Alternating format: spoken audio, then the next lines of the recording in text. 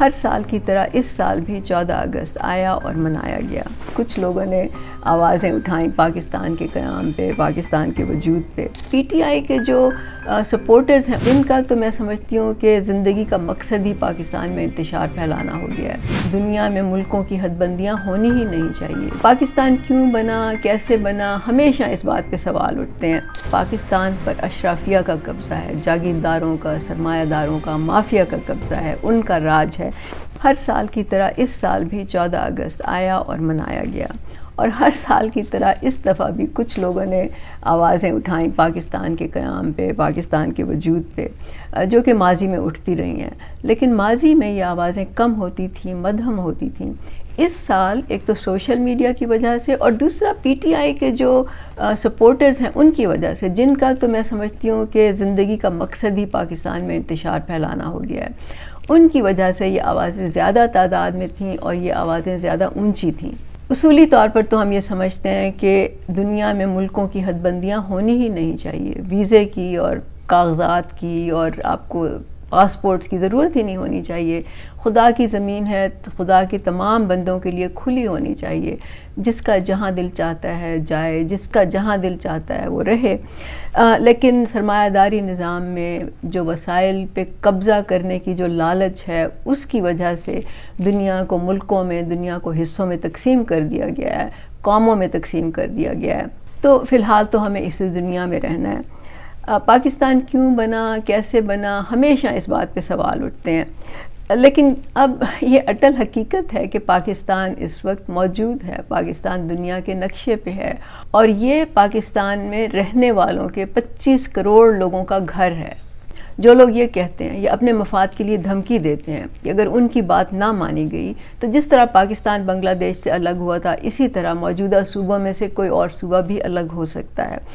لیکن میں سمجھتی ہوں کہ یہ ایک نہایت ہی فضول، خطرناک اور قابل مذمت بات ہے۔ یہ انسانیت کے خلاف ہے یہ بات کرنا۔ یہ میں کیوں کہہ رہی ہوں؟ بنگلہ دیش ہم سے ہزاروں میل دور تھا، لیکن جو موجودہ صوبے ہیں وہ تو ایک دوسرے کے ساتھ جڑے ہوئے ہیں۔ ہمارے جنگل، ہمارے دریا، ہمارے پہاڑ مشترک ہیں۔ ہر صوبے اور قوم کے لوگ پورے پاکستان میں رہتے ہیں۔ بہت سو کے کاروبار ہر طرف پھیلے ہوئے ہیں۔ مختلف قوموں کے آپس میں رشتہ داریاں ہیں، رشتے ہوئے ہیں، شادیاں ہوئی ہیں، دوستیاں ہیں، آپس میں کاروبار مشترک ہیں۔ لوگ صرف جذباتی طور پہ نہیں بلکہ مادی طور پر بھی ایک دوسرے کے ساتھ جڑے ہوئے ہیں، اور ملک میں لاکھوں کروڑوں تانوں بانوں کے ساتھ یہ لوگ آپس میں ملے ہیں۔ اب کسی بھی حصے کو الگ کرنے کا مطلب یہ ہے کہ ان رشتوں کو توڑا جائے، ان تانوں بانوں کو ختم کیا جائے، کاٹا جائے، جو کہ جیتے جاگتے انسانوں کے درمیان ہیں۔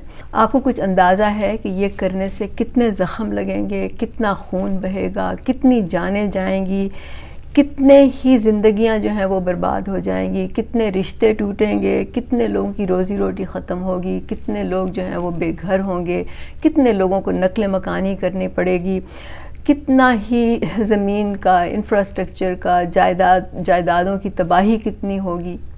اس کے علاوہ جو ہم کہتے ہیں کہ پاکستان پر اشرافیہ کا قبضہ ہے، جاگیرداروں کا، سرمایہ داروں کا، مافیا کا قبضہ ہے، ان کا راج ہے، اسے ختم کر کے عام لوگوں کی حکومت قائم کرنے کی ضرورت ہے، اور اس کے لیے بلا تفریق مذہب، فرقہ، قومیت، صوبائیت، زبان، رنگ، نسل، ذات پات کے ایک مشترکہ عوامی عام لوگوں کی متحد منظم سیاسی جدوجہد کی ضرورت ہے، کیونکہ اس کے بغیر یہ ممکن نہیں ہے۔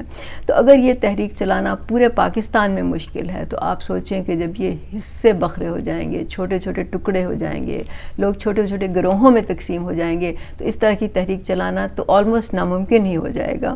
اور پھر ہر حصے پر، ہر ٹکڑے پر وہی جاگیردار، وہی سردار، وہی خان، وہی چودھری، وہی جاگیردار، سرمایہ دار، وہی مافیا، وہی کنٹرول کریں گے، وہی حکومت کریں گے، وہی قبضہ کریں گے، وہی لوگوں پر راج کریں گے۔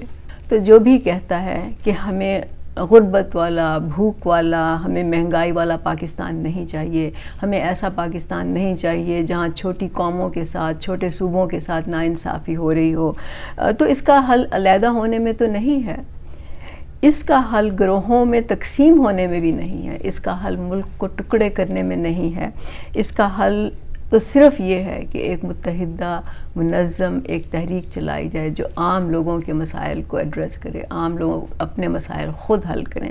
جو آج کی نسل ہے، جو آج کے پاکستان میں رہ رہی ہے، اس کی ذمہ داری بنتی ہے کہ وہ یہ تحریک چلائے اور وہ یہ مقصد حاصل کرے، وہ اپنی نسلوں کے لیے ایسا پاکستان چھوڑ کے جائے جو کہ پرامن ہو، جو خوشحال ہو، جہاں لوگ عزت سے، امن سے پرسکون زندگی گزار سکیں۔ قیام پاکستان کے لیے لاکھوں لوگوں نے اپنی جان کی، اپنی مال کی اور اپنی عزت کی قربانی دی تاکہ آئندہ نسلیں غلامی کی زندگی نہ گزاریں۔ تو اب اس پاکستان کو اپنے خوابوں کے مطابق بنانے کے لیے ہمیں بھی کچھ قربانی دینی ہوگی، لیکن ہم خوش قسمت ہیں کہ ہمیں جان اور عزت کی قربانی دینے کی ضرورت نہیں، ہمیں صرف اپنے وقت کی، محنت کی اور تھوڑے سے پیسے کی قربانی دینی ہوگی۔ لیکن سوال یہ ہے کہ کیا ہم اس کے لیے تیار ہیں؟ ہم پاکستان کے لیے جان دینے کے دعوے کرتے ہیں، لیکن سوال یہ ہے کہ کیا ہم پاکستان کے لیے اپنی زندگی کا ایک چھوٹا سا حصہ وقف کرنے کو تیار ہیں، جو کہ ہم اس جد و جہد کے لیے، اس تحریک کے لیے دے سکیں، جو کہ برابری پارٹی اپنے پلیٹ فارم سے شروع کرنا چاہتی ہے جواد احمد کی قیادت میں؟ یہ سوال ہے آپ کے سامنے۔